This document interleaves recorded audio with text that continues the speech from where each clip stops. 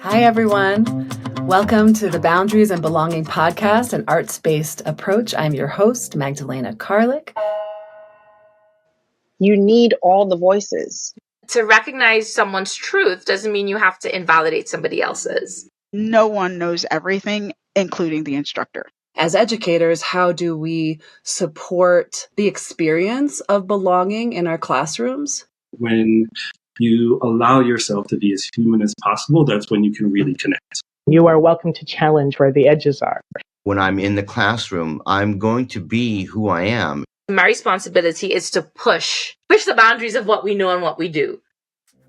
This is the Boundaries and Belonging podcast, where I interview educators from around the United States who are teaching the next generation of arts-based therapists. So today I am welcoming Michele Rattigan, who is a board-certified art therapist teaching at Drexel University in Philadelphia. Mm-hmm. And you have been teaching in the art therapy and counseling field for over 20 years. Is that right? That's correct. This year is actually my 25th year. Wow. Thank you. Mm-hmm. Thanks for that work. And I'm still here. Yeah, exactly. Well, thanks for making the time to be on the show. I really appreciate it. Well, I'd love to start with hearing your thoughts about boundaries. How do they fit into your work as an educator? Where do they show up? You know, it's interesting because when I think about boundaries, it doesn't always make me think about education. The first thing I think about are boundaries and containment when it comes to safety and working with clients. But boundaries in education, I think sometimes when we are therapists and we're clinical educators, we sometimes have this interesting Venn diagram of what is a therapist, what is a teacher, and what is the overlap between the two. And we get confused with what the boundaries are in terms of when do I have on my teacher hat? When do I have on my therapist hat? So not so much boundaries in terms of what's an appropriate relationship to have with a student. Those things are usually pretty easy to determine, like what's appropriate and what's not appropriate.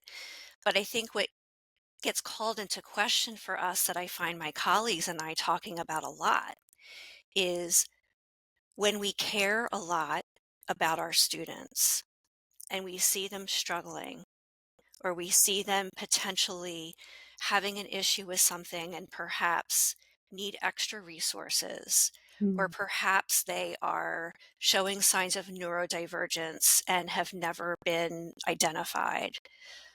When do you step in, and when are you the therapist, and when are you the teacher? And when is it okay to be in that crossover Venn diagram? And when do you not do that? That's the part that's sticky with the boundaries. And I have to say that just like ethics is not a hard and fast line, it's extremely blurry and gray. And so I am so thankful for my colleagues because we get in some really, really deep conversations about this. And it's usually not the teacher who is having a moment with a student directly. It's those that are around us that have more objectivity, that aren't close to the situation, which can look at it from different perspectives and provide support for that educator and say, I think there's more going on here where you're being more of a therapist and not as much of a teacher. So that's really where that comes in for me with the thought about boundaries. Yes, so the different roles and how sometimes they overlap, collide, or are really clearly separate. Yeah. It sounds like you work in a supportive community, making these conversations consistent and fluid. I have to say that I am very fortunate. Not everybody has an opportunity to have a team of educators. Some art therapists may be the only person, right, in their higher education institution. I actually have an opportunity to work with 2 full-time resident faculty that are art therapy professionals, and I've known them for decades. We've done a lot of scholarship together in and out of education, and we can be very authentic and real and raw with one another and call these things out with one another in like a very peer supervision, um, mentorship, collegial way. And I think that that's really very important. So we're always learning. We're always learning. The other thing I think about too is when people think about boundaries, they have a sense of, the ivory tower. And man, I do not like that ivory tower. Let's just, pull it out brick by brick. And I think that education is changing a little bit in that regard, or at least some of it is changing in that regard, that we are not high above, power over, looking down. It's more of how are we learning and doing this together with our students, journeying with them, powering with them. And it's important for me to be, this is going to sound silly, a real human being in the room while teaching. And so for me, I don't take this stance of being perfect, of never having made mistakes, and being really comfortable sharing when I failed forward and when I have done really dumb things or when I've made mistakes. And I think that that is really important. Those are really important learning experiences for students. So thinking about boundaries in that way too, how we are with students. Are you more of a therapist or more of a teacher? What's the overlap with that? And then also, how are you just in the classroom with your students? What is your presence as pedagogy, right? How are you present with them and how are you being with them in that moment? I think is just so important. Absolutely.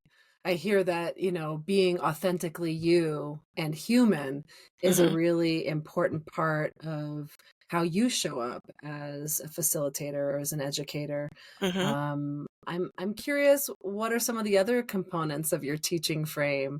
The way you see yourself as a teacher facilitator, and also how you move in the spaces or online.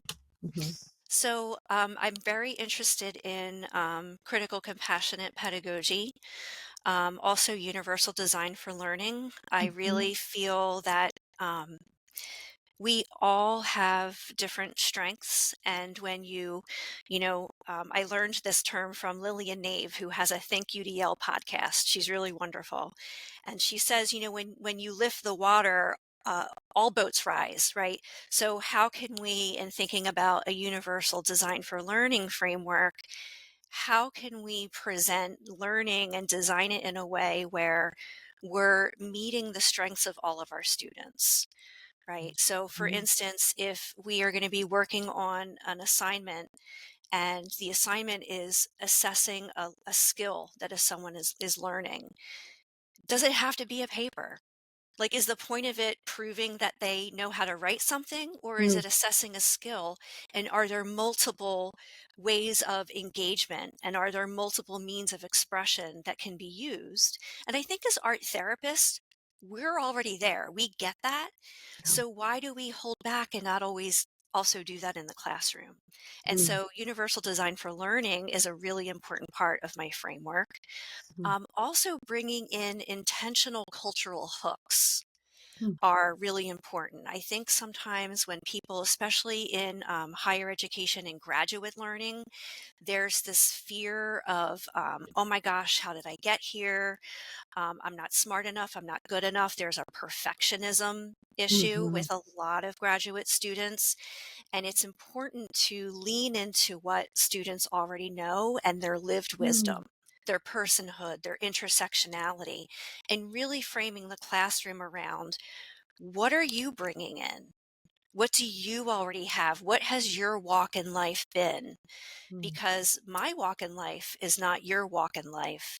and you're bringing in things that I can learn from you. So, yes, I've done this for a long time. I might have read more articles than you have, but that doesn't mean that you don't have something interesting to bring. And we can learn from one another in the classroom. So, the intentional cultural hooks, the universal design for learning, and then the critical compassionate pedagogy, which is really paying attention to the self, filling our own wells, so then we can have compassion for the community, to be able to continue to serve others. If we don't help ourselves pay attention to that, how are we going to have the energy, to be helpers for other people? Mm. Yes, it sounds like a really beautiful weaving of Hmm. what you bring together. And when you're talking about acknowledging, highlighting, speaking to the group wisdom, right, Hmm. of the students that are coming into the space, I would imagine that that is an important component of Hmm. facilitating belonging in the space. Belonging is so important, right? Because once people are there, it's like, okay, I was invited in, Mhm. but being invited in doesn't make it mean that you feel like you belong, Yeah, you know? absolutely. And I think it's important to really acknowledge that, especially for students who are already marginalized by different systems and societies. And I think that it's important that we really find ways to hold ourselves accountable, Hmm. be mindful of the systems. Systems of education, systems of care are still systems of oppression in many ways and can cause a lot of harm Yeah. in their policies and procedures that we may or may not be aware of, but the students feel it. Hmm. And I have to use my power and privilege, as a white cis woman with power in the classroom, that I might not be able to change something right away, but I have more power to go to a faculty meeting or a faculty senate meeting and say, there's an issue here. Does anyone else experience this too? We need to say something about this, Yeah. and not be afraid to do that. Hmm. Yes, I would love to hear about some of the strategies that you use to encourage and create a sense of belonging in your classrooms. Hmm. Well, you know, it's interesting because in the classroom, I will present what I need to present, but then I also take a step back. I also get quiet. I can't talk the whole time. Actually, I want to reframe that. I can talk a lot. I can talk the whole time. I used to have a professor that said, if you hear yourself talking, you are talking too much. And that's me. Um, and I will say, you know what? I'm talking too much. We're time out. We're going to take a break. And so we'll do a lot of small group things. Mm. We'll do lots of breakouts. We'll do a lot of artwork. So the sense of belonging is really me taking myself out of the picture, believe it or not, Mhm. and hearing from the students and what they're coming up with, and really giving the students a sense of agency. This is their class. This is not my class. This is your class. Yeah. Also, I know not everybody reads the syllabus. I will put little Easter eggs in there. My friend Denise Wolf also does the same thing, and I stole this from her. Sorry, Denise. Mhm. But putting little Easter eggs in there, someone will say something and it's like, oh, you found it. I have to get you a coffee now.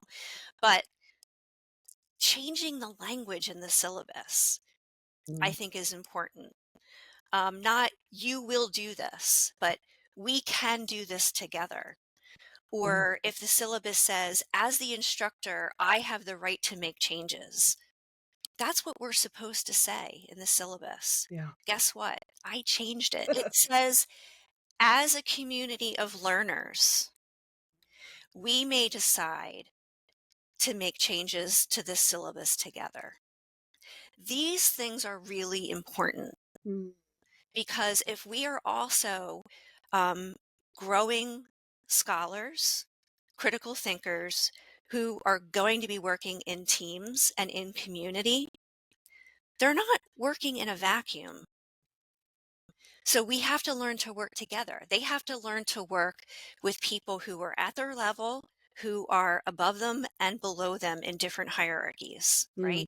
Mhm. So I think that it starts with the words that we use, the language, our presence in the classroom, and then yes, there are times when we have to be standing up front and center and hello, woohoo, I'm over here, and then knowing when we have to decenter and step back Mhm.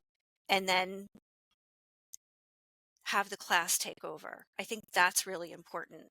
And Mm. those aren't specific how-to recipe book, but those are just like general frames Mhm. that I think that anyone can really apply Yeah, to create absolutely. senses of belonging. I mean, I love hearing the intentionality around how much space you take up Mhm. as a facilitator, and that that impacts the experience of belonging in the group. I may know some things, but I'm also not here to tell you what the answer is. Like, my answer is not the right answer. Yeah, yeah. The multiplicity of truths, Yeah. you know. Yeah. I'm wondering if you could share a little bit about your journey as an educator, and what you teach, what some of your favorite Mhm. classes are, what you love about it. Ooh. When I first Yeah. started, this is why I've been doing this for 25 years. Mm, When I first started, I was only 2 years out of graduate school. mm. That's why I look so young. So young. So young.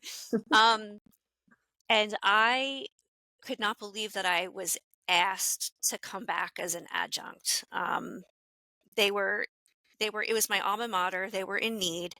And I got a phone call. I was doing a lot of work at the time with group therapy, and my co-therapist and I were doing some performance improvement work where I was working and we were collecting data. So, we were doing a lot of research specifically with group therapy, with music therapy and art therapy at the time. So Mhm. my former professor knew about it and reached out to me and said, we really need an adjunct for group dynamics. We think you would be great. And I said, let me get back to you. And I went right to supervision and said, I'm too young. I don't know anything. I just graduated.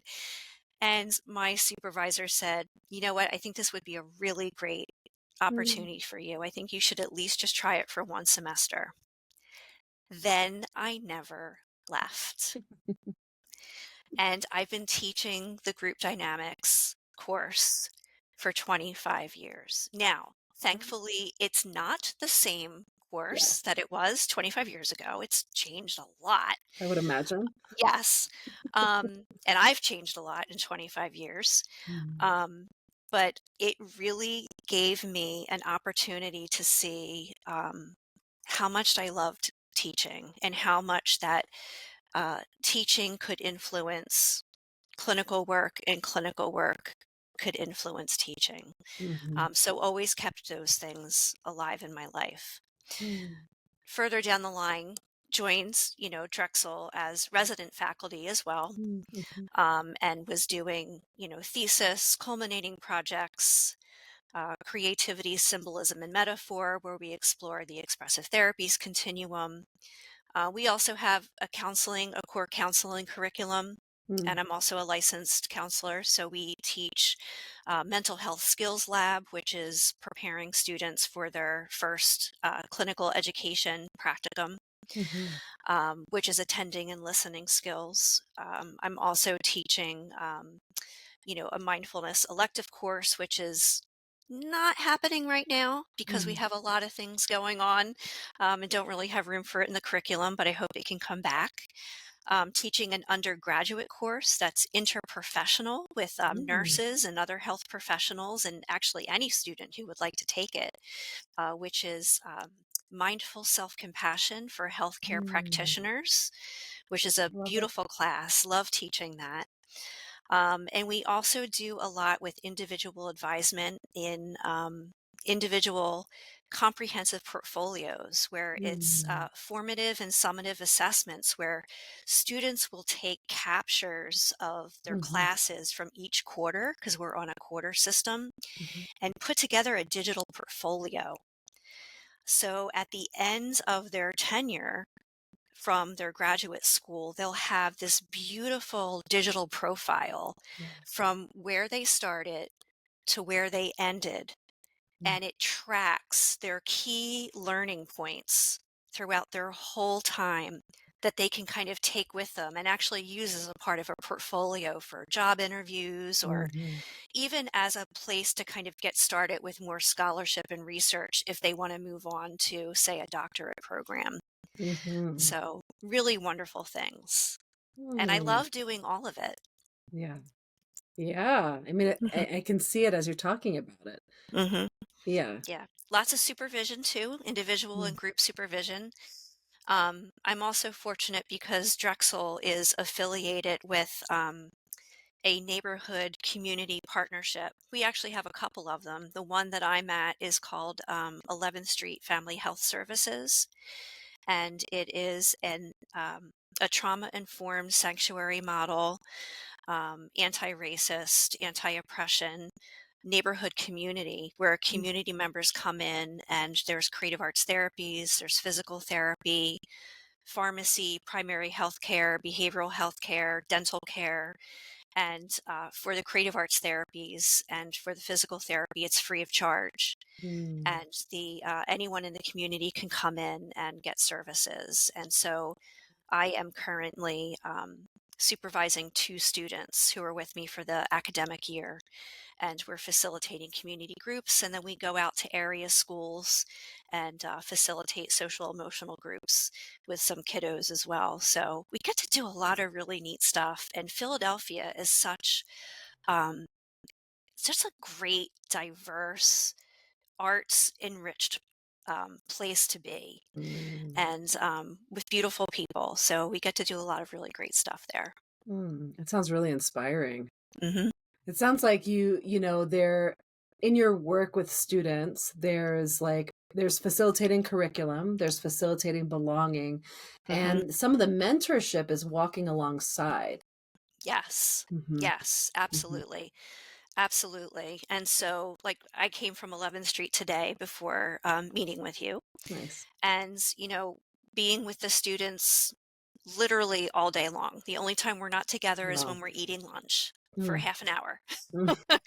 And, when we're together, it's talk about boundaries, right? Yeah. There's nowhere to hide. So they're observing me when they're first starting out in their first quarter, watching me and what I'm doing, and they're asking questions and supervision. And, as we move forward, I start taking a step back, they co-facilitate, and then they start to take over. They're choosing which groups they're going to be facilitating, where I become their helper, and then I take more of a step back where they start to facilitate on their own while I observe them. And so we're kind of in that transitioning space, right now. But it's really wonderful to see them grow over the course of the 3 quarters. I bet. I mean, I imagine there's like a deep intimacy that is developed over time when you're working that closely with students. Yes, it's a different relationship, and I have to be really mindful of that because I'm also teaching those students in classes as well as the rest of their cohort. So I can tell that, the 2 students I have right now at 11th Street, I haven't taught them in a course yet, but I'll be teaching them in spring. And so I'll be with them and the rest of their cohort. Well, those 2 students and we already have a pretty deep relationship, and we know each other very well from working with all of the persons in the community that we have already. Right.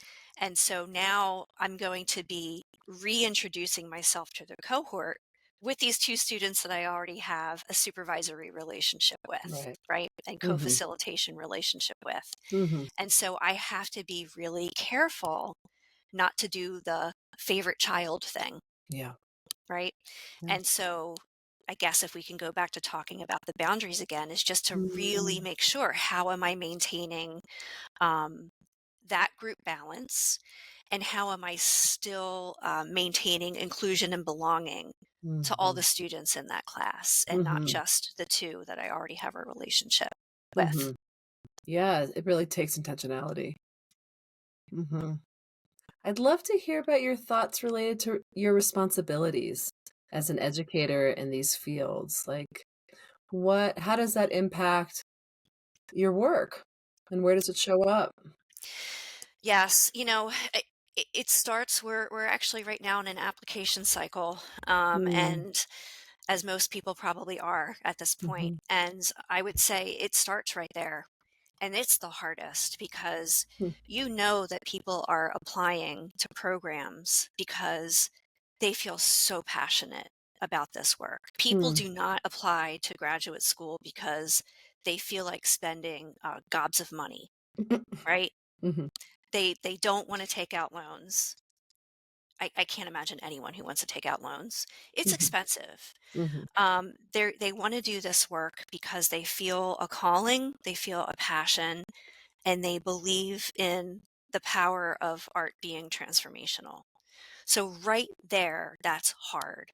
When you know you can only take a certain amount of people and you have a lot of applicants to look at. And then you know you only have a certain amount of people you can invite to interview. And even from there, only a certain amount of people you can say yes to. So yeah. even from there, you're already doing some gatekeeping, Mhm, and you're making some decisions pretty early on. mhm, And some of those decisions are really, really challenging, because you don't have a lot of time to get to know people, mhm, you know? And then there's the consideration of thinking about readiness and fit, mhm, because a lot of people are going to be wonderful therapists, but is now the right time? mhm, Maybe in a year or two, it would be a great time. Or maybe they'll be an amazing therapist, but maybe Drexel's program will not help them. So I also mhm, have to be really mindful that if we are going to be interviewing someone, they have to interview us as well. Or we have to be very upfront and say, I don't know if this place is going to support what you're looking for, because this is who we are and this is what I'm hearing. And I think X, Y, and Z might be actually better mm, educational institutions for you. mm. That's also really important, Yeah, fit, yeah. because I don't think that every program is right for every Mm, applicant. mhm, So then once you're able to get beyond that, and you're working with the cohort that you've selected, and you really, really get to know students and their strengths and their weaknesses, and who's working through something in a fast-paced way, who needs a little bit more time. Um, Life happens, yeah. and that can be really hard. It can be really hard when you need to um, make suggestions about leave of absences, to help students recognize that pressing pause on something is not failure, that it could be really helpful to press pause on something that right now is not going to be helpful to move forward. Might be more harmful to them to continue to move on. Yeah, And that's so hard for students to hear when they really have a goal in mind and they want to finish, right? yeah, right. Um, that's very difficult. Mhm, And it's also really difficult when things change to the point where it's actually not healthy for someone to stay in the program, mm, mhm, whether that's the person and or healthy for them to do the work, because we also have to be mindful of what would the impact be on future persons receiving care, right? We have an ethical responsibility for future recipients of the care. Yeah. And that is not something that happens a lot. That's really like rarely happens. Yeah. But I think that it's difficult to have those conversations. I would say again, I feel really fortunate to have a supportive chair. And I also feel really great to have wonderful colleagues because I can't imagine ever doing this alone. And in my heart, I hope that there aren't educators out there that have to do this alone. Hmm. My gosh, I hope there isn't. Yeah, it sounds like, you're really highlighting the community effort that is needed for a Yeah, successful experience. yeah.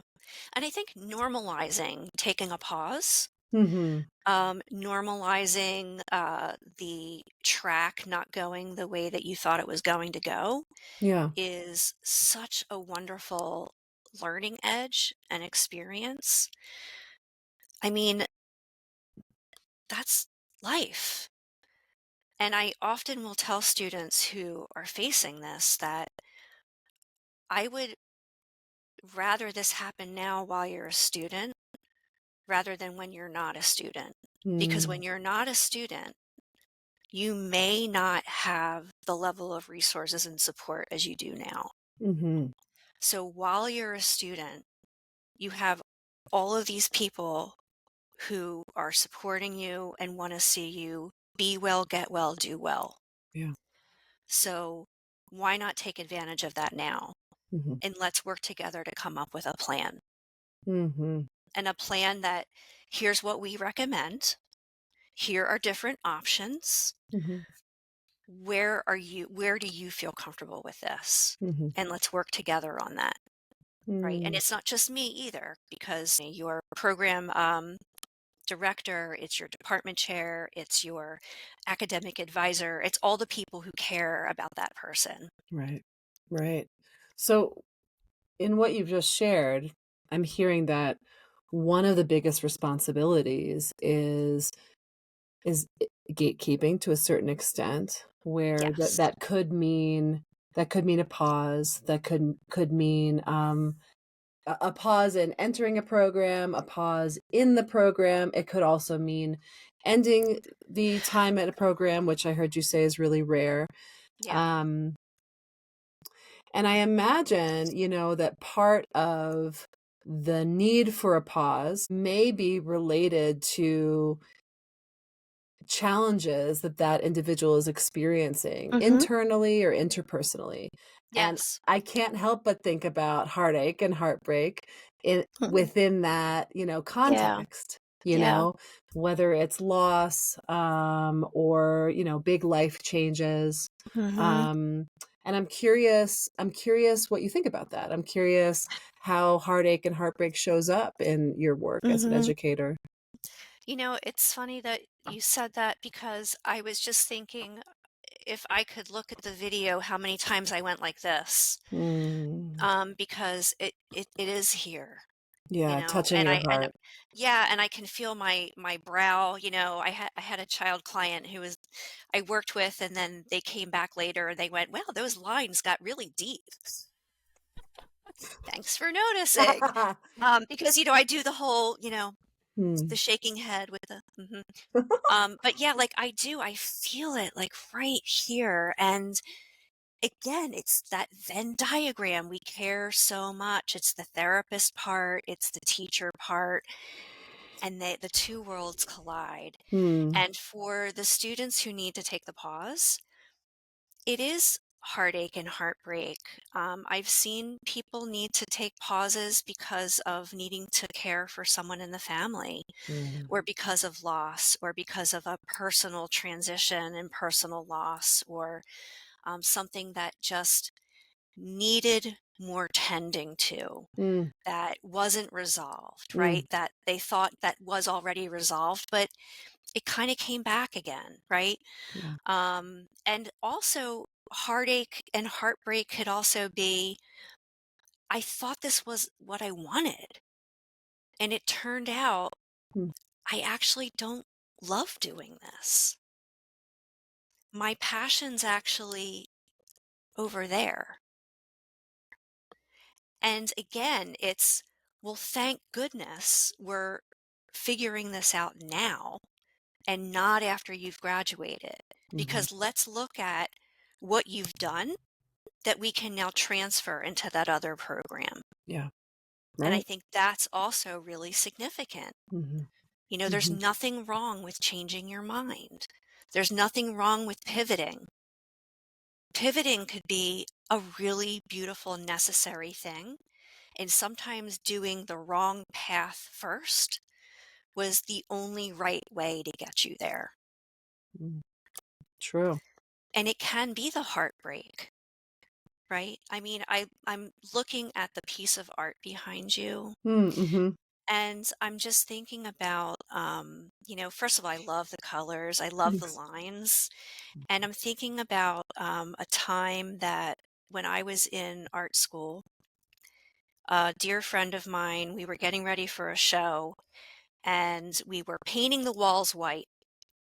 And she wasn't there one day, but she had a piece of art leaning against the wall, and I'm very clumsy. I guess it's good that I'm an art therapist and not a dance movement therapist. And I tripped over some of the white paint, and the pan flipped up and it splashed white paint on her art Oh piece. boy. Yeah. This was before cell phones. So I couldn't do anything but wait until the next day when she came to school. And I waited for her in the hallway. And before we walked up to the studios, I said, "Hey, I just need to tell you what happened yesterday." And I told her. And when she walked in, she didn't say anything. She walked in the studio and she looked at it and she said, "I can work with that." And I said, "Excuse me?" And she's like, "I really was having a hard time with that painting, but I think you gave me some ideas." I, I was floored. Well, I was floored. And that was to me like a really important life lesson. One, I was thrilled that she wasn't mad at me and still wanted to be my friend. And two, that she took this horrible mistake as an opportunity to transform her piece and turn it into something that she felt worked better. And I love telling that story. And I love telling that story to students, especially when they're in that spot of, I thought this was the right thing. And they keep pushing it, like pushing the same agenda, like, no, this is the way it's going to be. And I'm going to hang it up. And it doesn't have to be that way. You can throw some paint on it or have someone like me trip trip on some paint and splash it for you, and then realize it's supposed to become something else, that you're supposed to become something else. That makes life worth living, right? Oh my gosh. Yeah. Just the importance of change and I mean, allowing it, right? Allowing things to shift or dissolve or become something else. That is, Hmm. I feel like that's part of the magic of life, as long as we allow it. But that can also be, terrifying because of the unknowns there, right? Yeah.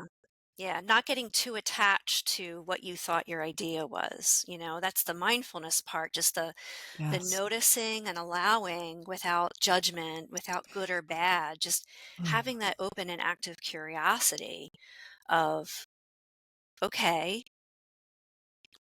all right, I'll see what happens now. Yeah. And she taught me that. hmm That sounds like it. Yeah. I think too, that place of learning about yourself in a potentially conflictual experience, right? I, Hmm. I don't know Hmm. what your mind did, after that happened. But I could imagine into some of the worries that could show up after making a mistake like that. Oh, I beat myself up. Mm, Was so like anxiety ridden. I was just like, obsessed over it. yeah. Really like forecast it and played out in my mind like, okay, this is going to happen and this is going to happen. And Yeah. then what am I going to do? And how much money should I have to pay for, I just like really just, it was really bad, Yeah. really bad. And then that's not what happened, right? What a great lesson. And like, actually, we don't know what's going to happen. So worrying about it or creating a conflict inside of ourselves that we project into the future actually isn't helpful and doesn't feel good. No, I created way too much heartache for myself. Yeah. Yeah. Yeah. Thanks for Yeah. sharing that story. Mm-hmm. That feels important. And I imagine with the work that you have done and focused on with mindfulness and mindfulness stress reduction and Mm-hmm. intentionality around how we are in the present moment, Mm-hmm. I'm getting a picture of your group dynamics class. And when conflict shows up, I'm imagining oh, okay, now what? Like you just Exactly. said. Yes. And I will be the first to admit to students that I dislike conflict so much. Yeah. And, you know, that makes it usually safe for them to say, me too. And so, we'll talk about how conflict is so necessary, Mhm. for change in a group, how it's usually, if you're working with a consistent group, how that is usually the the turning point, right, Mm. for more trust to be built in a group. Um, Mm. yeah, I have to give a shout out to Megan Robb. I love her group art therapy book that she published recently, Mm. and the students love reading it too. And we talk about conflict and how do you work with that in a group, and how does it show up?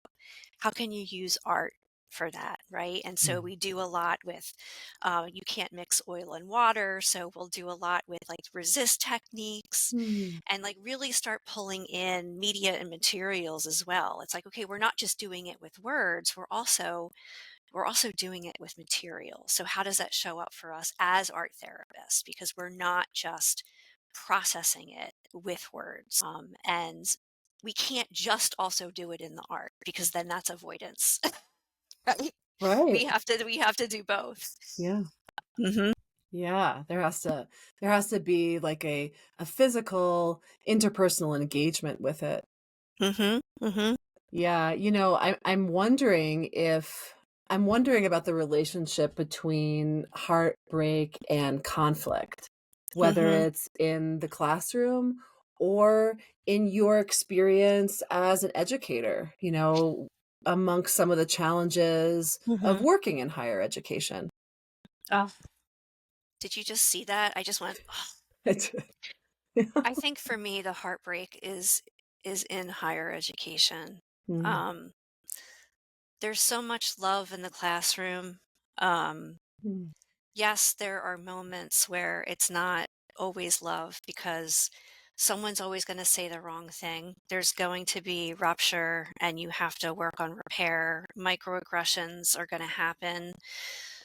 There have to be coming together moments and accountability, and we have affinity groups. Students have affinity groups. I facilitate a professional staff and faculty white racial affinity group, Mm. so we can hold ourselves accountable. And so we have those in place and work on the rupture and repair. But generally speaking, outside of, it's like these concentric circles, right? So outside of our classroom is the program, and then outside of the program is the department, and the department has to deal with the pressures of the college, and then the college has to deal with the pressures of the university.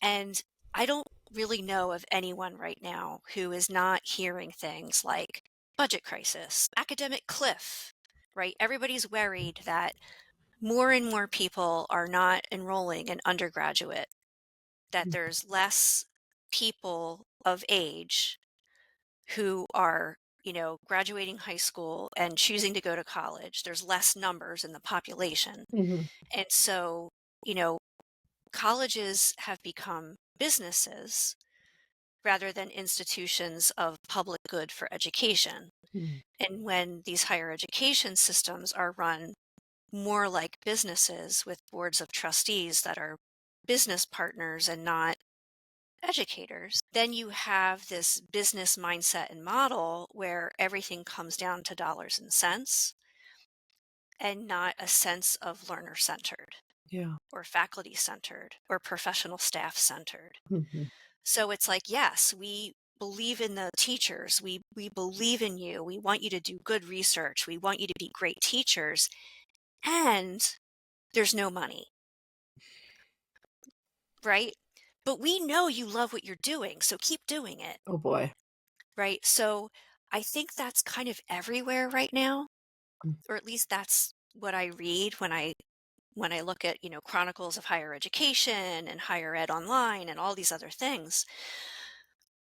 And I think that that's kind of hard. It's kind of, I don't know when the shift will happen, but I think because there is such a fear of this academic cliff instead of an academic lift, Yeah. that people are worried that colleges are going to lose money, so everybody's pinching pennies. And when you pinch pennies, you unfortunately make the people who are working there feel like they're not valued, right? Like pizza party Fridays is not making someone feel valued, but a raise will, right? Word. Yeah. Yeah. A Yeah. raise will make someone feel valued. Absolutely. Paying for someone to go to a conference would make someone feel valued, not taking away conference fees. Like, hey, we want you to maintain your credentials and your CEUs and your licenses because you need those things to teach here. But We're not going to help. we took away most of your ability to pay for conference, So, and, there is a privilege. There's a privilege that if you're not working in certain places, you don't get those benefits either. So there Sure. is that recognition, right? I'm not complaining, being a Debbie Downer. Sorry, Debbies. But it's just something to consider, right? And that's in a lot of systems. Like, how can we have a business mindset when it's necessary to have a business mindset, but not forget that this is also education, Right. right? And this is why I'm not a dean, and this is why I'm not a president of a university, because I don't know what the answer is. Yeah. But I wish that I could be a part of those conversations with compassion to help people figure that out, or at least Yeah. to bring that side to the conversation, because I don't know if those things are coming up in the conversation. I don't know if they're being missed. Yeah. Like who is making sure the students' voice is heard? I don't know if it is. All the way up top. Maybe, yeah, Mhm. maybe it is, and I'm really naive, Mm. right? Because I don't get to be a part of those conversations. Mm. But in my heart, that's the heartbreak. Like I want to make sure that all voices are heard. Yeah. Oh, so important. I mean, it brings in the Venn diagram again, right? Hmm. So, like the business of the university and then what the university is offering, right? The education. And Yeah, where is that beautiful middle space, it's you behind know? your head. It is. Yeah, It's true. there it Part of is. it. Yeah. Uh-huh. Yeah. Yeah. Did you know that space is called a mandorla? It's one of my No. I'm writing it down. because the Venn diagram is also called a vesica Pisces. I'm telling I you. need to I need to write these are going to be my new Scrabble words. Well, I'm worth looking up too, FYI. But one of I'm going to. one of my favorite shapes is the mandorla. It's that space in between. It's the overlap space. It's the space We're that going to two have to be circles make. friends Okay. Okay. because if you ever saw my art, it's in everything I do has a mandorla in it, and I never knew that's what it was called. What? Mine too. Yep. Okay. Okay. Okay. It's All right. interesting. So for just as a quick aside, for this my arts-based research for my dissertation, Mhm. the first part that I did was I chose 19 different concepts to explore in mixed media processes. And Mhm. in almost all of them, the mandorla is a part of it. It's just I this love it. a patterned symbol in my expression. Yeah. I love it. I love that now I can tell people, oh, that's just my mandorla. Yes. I love it. Uh-huh. Yeah. Yeah. And, P.S., what the mandorla is, it's the universe's vulva.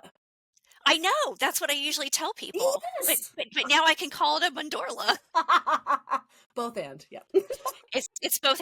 I think people won't look at me funny now when I call it a mandorla, though. I appreciate that. Yes. Okay. Regulating.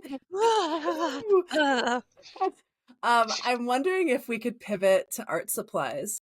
yeah. I'm curious about what art supplies you love playing with, what directives you love facilitating in your classes. Yeah, share some of that with us. Oh, can I tell you my favorite thing of all times? Please. So before the fall break, well, we call it lots of things. I don't know if I should still call it Thanksgiving or not, but I just call it fall break. But it's that time of year. In the group dynamics class, I ask students to bring in a recipe that is meaningful to them. It could be based on their personhood, their culture, just something that reminds them of people that are important to them that we can exchange and share. And when they bring in the recipes, we use anything we can find in the studio. We have like sewing machines, digital materials, printing, clay. We have everything in the studio. The only thing we don't have is a kiln. It's the only thing we don't have. Okay. Even though I asked for one, they said no, so we don't have a kiln. And I tell people that we're going to make the recipe out of art materials, and we have to make enough so we can feed each other. So everyone makes the food, and we put it all together on the table, and we take a picture of it, and then we serve each other, and we like put them on plates, and we sit around and we talk, and we just sit there with like the food on our plates, and it's like my favorite thing. And the students love it too. There's just something about, again, that feeling of like belonging, like there's something for everyone. And just that sharing, like I made this for you. And also just like watching how they serve each other. Like so precious. I remember one student who was an avid sewer made pie and somehow was able to make a stuffed fabric pie on the sewing machine in like 45 minutes and made a piece of pie for everyone in the class Wow. and like made a utensil out of things found in the studio and like painstakingly, very gently just scooped a piece of pie on everyone's plate. I know. Someone else made little sushi rolls and literally found chopsticks in the studio and used chopsticks to serve the sushi roll one by one.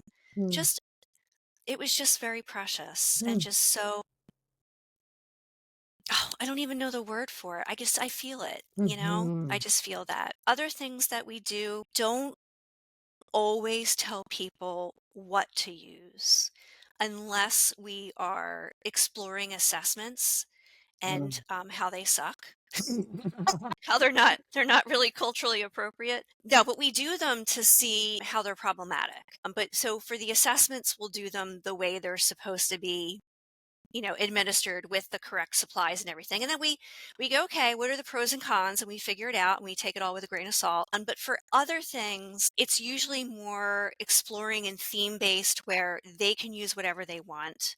Sometimes I will say, okay, let's use this because it's not so much about the theme, but it's more about the material is the metaphor.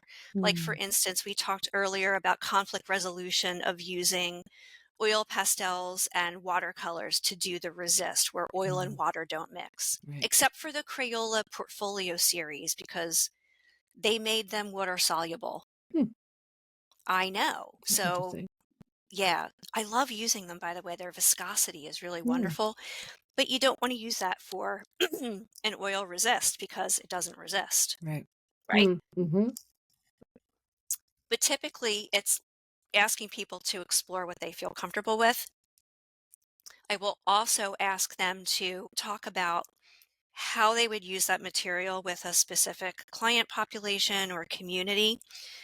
Sometimes I will ask them to maybe explore something they're not used to using, Mm-hmm. to try something new, because I also think that it's important for people to not go to the same thing all the time. We'll also talk a lot about what it's like working with artists as clients Mm. and how do you navigate that, because I don't know, I just might do mandaloras all day, given the chance, given my favorite mediums.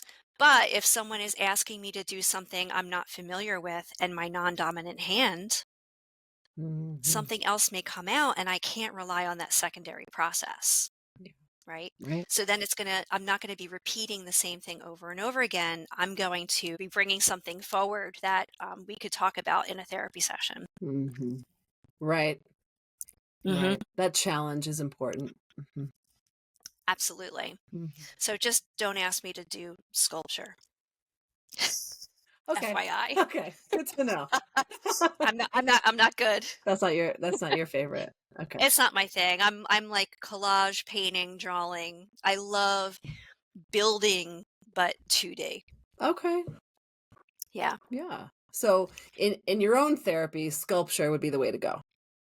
Yes, Yeah. 100%. Yeah. Sculpture. Yep. Yep. Got Just it. putting it out there.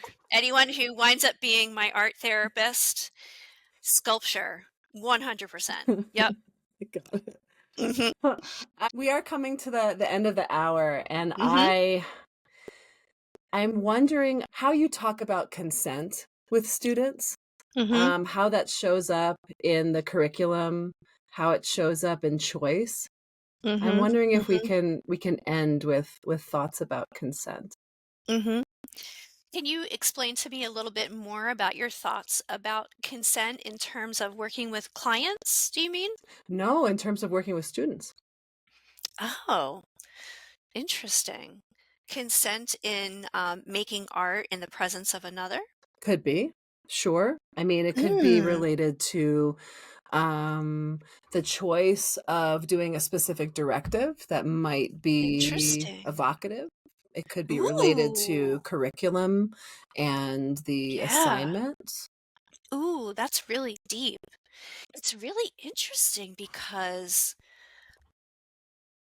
wow, I'm just trying to think back. Like, I don't think I've ever had anyone come forward with having a concern about what we were going to do, like feeling like they couldn't do it. Okay. But I've also never approached the topic of consent.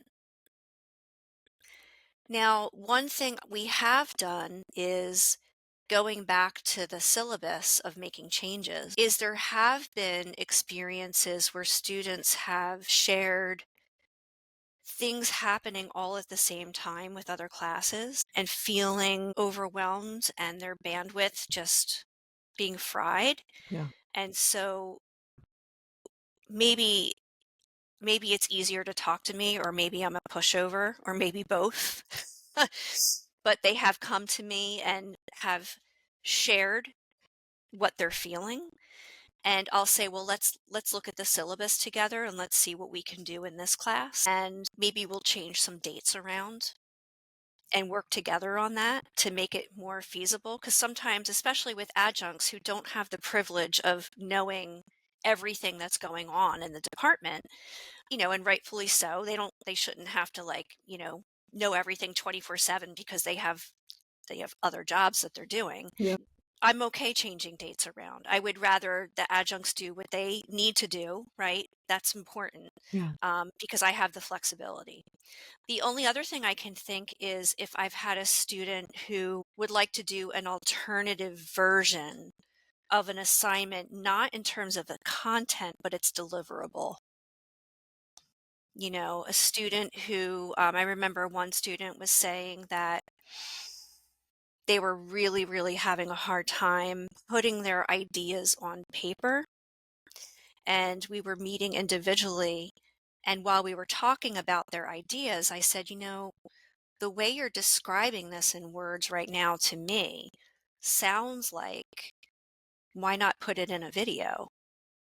Did you want to upload, a video? And they were like, yeah, I could do that. And so for me, it's more about the deliverable and timing more so than actually changing the content. But in terms of consent, I've actually never thought about that. And I'm wondering if I need to start to, because it just never crossed my mind, except for the fact of keeping it open and making sure students are aware that this is their class Yeah. and I'm there to facilitate. And that if we need to make changes, we'll do that together as a community of learners. Mm-hmm. So I guess in that respect, that would be the closest thing to consent that I have for the classroom. Yeah. And that feels like a really important frame for the classroom.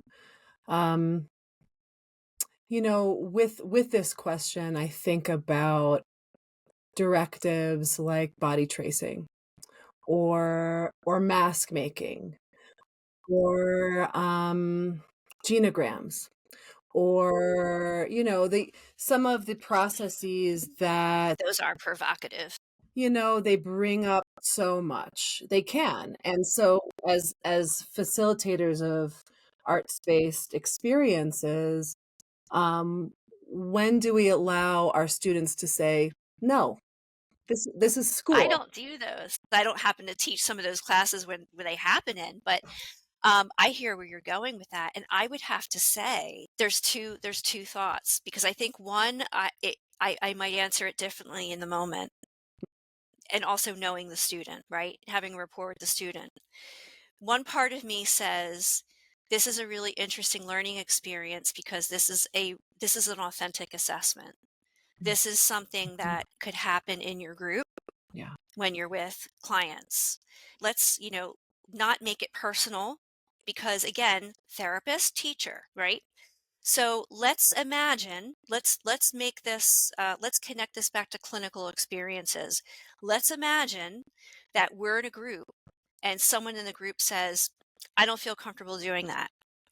What can we offer as an alternative? Let's problem solve it. What is a different way that we could do this? Yeah. That's probably how I would handle that in the moment. And I don't think it's important to single that student out and to fix it in the classroom. I don't even want to say that word. I'm going to retract that. Okay. It's not fixing, because that person doesn't need fixing. That issue doesn't need fixing. That person didn't feel comfortable. We don't know why, right? But I would want to follow up with them after class, just check in with them and make sure that they're okay, because there are really hard things that we have to do and really hard things that we have to investigate in ourselves to be therapist ready.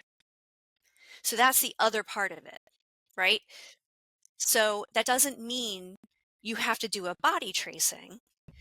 What it means is I want to make sure that whatever that was that made it uncomfortable, unsafe, whatever the words are that you would want to call that you have the support and the resources that you need to explore it. Mm-hmm. And if you don't, would you feel comfortable asking for help? And could I be a resource to help you make that connection? Yeah. Because as your teacher, again, trying to keep these two things separate and not be the therapist, because as your teacher, I will tell you, you will get triggered in the field, right? You will come across people who remind you of things. You will care a lot about the people that you work with. It's really hard to not have feelings about past experiences in doing this work, because we are the tools, right? Yeah. We are the tools of the trade in addition to the art materials that we work with. Right. So again, in the classroom, it is not a therapy room. in the classroom, it is okay. Let's figure out, let's problem solve it. Let's pretend that this is happening in real time in a group. That's okay. Someone doesn't want to do it. We don't force them to do it. Mm-hmm. That's not what we do. How do we offer an alternative? And then after the class, just follow up, make sure the person's okay. Yeah.